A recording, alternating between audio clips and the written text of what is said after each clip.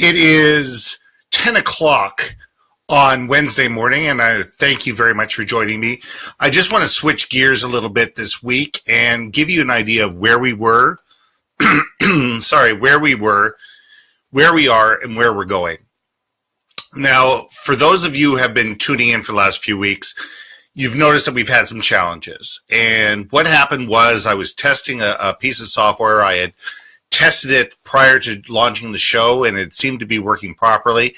But you know what? What I didn't do is I didn't check it with Mac, with my guests that had Macs. And what I realized was when I had somebody on the show who had a Mac, we were running issues with Mac and Chrome and this software. Now, I can't have that because you know what? I polled a lot of my guests, and probably at least 50% of them are running Macs these days. And that was really inconveniencing them. It was embarrassing them as guests. It was inconveniencing you as my listeners and my watchers. And you know what? It put us in a position that just wasn't working. So I went back to the software people. I said, what's going on? What's happening? And they said, well, we're working on it. And I said, you know what? This doesn't work for me. I understand you understand the challenges. I understand that you're working on it. But for me, it's a matter of trust. And trust is a big thing that once you lose it, it's really hard to get back. And I'm hoping to get that trust back. And we've got some really exciting guests coming up over the next 6 or 8 months that I've got lined up. And I really want to grow this audience and allow you people to listen in on the value of the show, which I'll explain in a bit. But what I wanted to tell you guys is that I'm changing software. You know what? We tried. I'm looking at this as the tech solution. Fail fast. Take a look at it and sit there and say, is it working? No? All right. We're 6 or 7 episodes in. It's not working. Great. Let's get rid of it. So we got rid of the software. They were kind enough to give me back a refund, a full refund for the software. It is what it is. It was what it was. And we're moving forward. And this week, I'm beta testing 2 different pieces of software.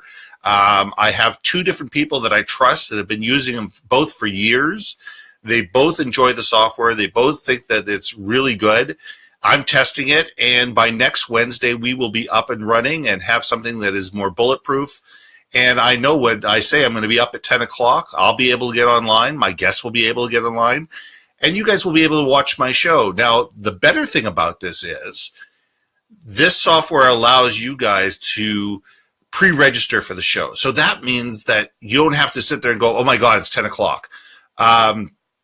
If you make it for 10 o'clock, by the way, you'll get a reminder 5 or 10 minutes ahead of time saying, by the way, the show's about to be on. Do you want to come see me live? But if something comes up, if you can't make the show that day, you'll get an email with the link to the show 2-3 hours after it goes live. So that way, if you can't be there live to watch the show, you can at least enjoy the show. You can listen to it at your own leisure, and you can forward it to the people that you think will see it as valuable. So I'm really excited about this. I think this is going to be a really good opportunity for everybody. I'm excited about the changes, and I want to see how this moves forward. The value of the show, the story behind the show is every company is unique. That's why I called it Your Living Brand. Now, everybody's got a brand. Everybody's got a story. Everybody's got something that makes them unique. And it's up to my guests and to me to be able to tell to you what makes them unique, what makes them different, why should people care about them? What is it that they do that's different? What is it that they do that people should care about, the people that they can help, why they help these people, how they help these people, how they communicate with these people, and how do they build a loyal following? Because if you don't, if it's all about price, you're just another commodity. So what's the point of being a commodity and getting in the race to the bottom and having to sell cheaper and cheaper and cheaper, trying to get market share when you can sell on value? And people can understand what you do, why you do it, who you do it for. And if they care about you and if they care about the value of your product or your service, they'll tell others. And that leads to margin, and that leads to client loyalty, and that leads to people being excited about who you are. Now, let me tell you a story about this. 10 years ago, When I first started my company, which is Your Brand Marketing, didn't have a lot of money. It was 2008. Beautiful time to start a company. I mean, if you could think of a worse time to start a company, somebody please let me know, because 2008, from starting a company point of view, was a challenge like anybody wouldn't believe. But what I had to do is go out there and say, okay, on a shoestring budget, what can I do? And so I bought a canned website. What that means is the website's built. You have limited ability to change things. You can put your logo on things. You can change your name, your address, your phone number. Maybe have a one-page thing where you had a value statement put in. But other than that, basically you were buying the website that they gave you. To start off with, it was great. You know what? It allowed me to have a web presence. It allowed me to be able to point people towards a website and say, hey, we're legitimate. We're a company. We have a website. Back then, that was a big deal, and it allowed me to start doing business. Now, back then, I sold a lot of promotional products. It was a part of our overall mix. It was a big part of our business, and we would get referred to larger and larger clients to be able to look at them and sit there and say, how can we develop promotional products that are going to be dovetail with their brand and tell their story and be relevant and valuable to their clientele. Well, great. So I got referred into this company. It was fairly substantial. And the vice president meets me at the front door and shakes my hand and takes me for this great 15 or 20-minute walk through the facility. And he introduces me to the marketing people and introduces me to the ops people and introduces me to the customer service people. And, and I shake hands and say hello, and we keep walking. And at the end of our talk, we end up in the boardroom. And in the boardroom, on the boardroom table, are 3 computers and 3 monitors. And before I have a chance to even figure out what's happening, he turns on all 3 monitors. And the exact same search engine that was part of this canned website that I have was up and running on all 3 computers, but one had my logo and the other 2 had my competitor's logo.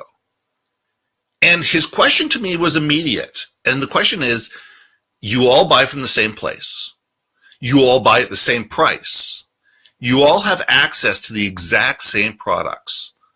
Why should I use you other than these 2 other companies who we're already using? And it was a big question. He already had a loyalty to these other people. He already had relationships with them. He was already buying, the same stuff from the same people that I could buy from. Why should he change, for me? Would it be overpriced? No, I realized if I was cheaper, I might get the jobs, 1 or 2 jobs, but that doesn't build loyalty. So it was all about developing a relationship based on value and explaining the story that I'd been in the industry at that point for almost 15 years, and be able to tell them the stories about how the fact that I go to the trade shows on a yearly basis, and I walk through the show in Vegas, and the show in Vegas is 1 million square feet, and it's got 500,000 items there, and 13 miles of show floor and about 3,300 booths. And guess what? 98% of those products, Mr. Customer, are wrong for you. They may be right for somebody else, but they're wrong for you. The reason is they don't match with your brand. They don't match with your message. They certainly don't mesh with your value statement. They're wrong for your clients. Your clients aren't going to find them valuable, and they don't tell your story. Now, that's a story I should have told. 10 years later, I have the ability to tell that story, and I can differentiate myself. But you know what? 10 years ago, I walked out of there with my tail between my legs. And the first thing I did was tear down that website and build something that was custom, because I needed to find a way to differentiate myself in the marketplace. And I realized that if I looked the same as everybody else, and I spoke the same as everybody else, and if I thought the same as everybody else, I would be treated like everybody else. And there was no real value there. So my thought process is, take the time. Take the time to figure out who you are, what you do, who you really serve. I don't serve men and women and go from there. It's who's the specific niche that we look at. We look at companies that are $10 to $50 million, that are business to business, that are looking to grow, are hitting a glass ceiling, don't understand why their brand isn't taking them to the next level, and they're looking for someone to come in strategically and help them move to the next level. That's what we do. That's what we're good at. That's our value proposition. Figure out yours, because if you don't understand your value proposition, who exactly you serve, why, and why they find you valuable, you're just another commodity. Now, let me tell you about where we're going. We are going to be building a great new platform for this show. I've got guests lined up for the next 7 months, and the stories are going to get better and better. The stories are about why should we do business with you? What do you do? What do you really do? I'm going to dive deep into these customers and sit there and say, you know what? Why should people care about you, and what makes you different? Because the more people that you can listen to, and the more people that you can sit there and say, they're doing something a little different. They're using their Facebook page a little differently, or they're using their Twitter a little differently, or, oh my God, they're using direct mail. I hadn't thought of that. Or this is how they approach their trade show booths, or this is how they approach their clients. You know what? Those are valuable things that you can take and figure out how it's going to work for you. And that's what I want to do. Now, I have one last thing before I go, and thank you very much for your time. On October 3rd, here in Vancouver, I'm going to be hosting a full-day workshop with my friend Gary Pram of Masa International. And we're going to be doing a workshop called Brand, Communicate, and Lead for Success. And I put the information for it on this post. Now, what this is a personal branding course and leadership course designed for senior level managers and executives. And it's trying to get you to codify your personal brand. Understand who you are, why you do what you do, what's your value statement, what's your vision, how that personal brand dovetails in with your corporate brand, and how does this make you a better leader. Now, I think that this is something that everybody who is a senior manager or an executive needs to do on a regular basis to be able to make them better and be able to make them better leaders within their organization. Come to the seminar. We have 70 spots available. It's going to be rolling up the sleeves. It's going to be hands-on, and there's going to be tangible things that you can take away. If you're looking for the course and the information, it's at www.gettingyounoticed.ca. Gettingyounoticed.ca, because that's what it's all about. We're here to get you noticed. Once again, it's Ben Baker. This is the YourLIVINGBrand.live show. We'll be back next Wednesday. I've got a special guest. His name is Lone Kotzer. He's been working for probably over 30 years developing unique and special plush toys for the promotional industry. And he'll tell you why creating a plush that is specific to you puts you in a special place with your clients. Thanks a lot. Have a great day. And if we can help you, come visit us at yourbrandmarketing.com. Have a great day.